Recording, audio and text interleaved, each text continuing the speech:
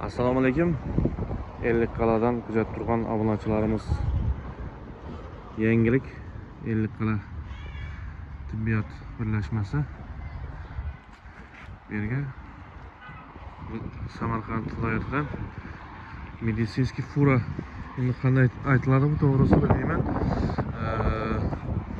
Yurak kasallarida davlat tomonidan salomatlik marafoni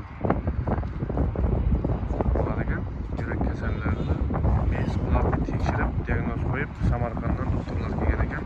10-martgacha shu Ellikqal'a больницасini oldida mayda furada turibdi. 10-martgacha bo'lar ekan. Bu yerga faqat ertalab kelib analizda biota ichkarida topshirib EKG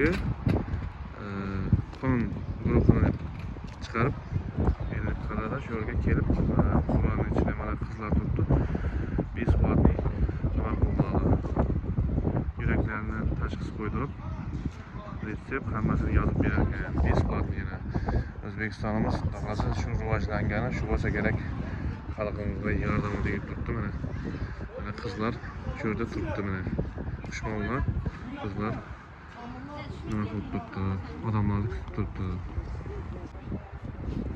Aytib o'tishimiz esimizdan chiqibdi. Ellikqal'a To'rtko'l, Beruniy tumanlari uchun besplatniy, ya'ni bepul ko'rik yurak kasallariga bemalol kelaversa mana odamlar kelib chiroyli tekshirinib ketib nima qilib turibdilar.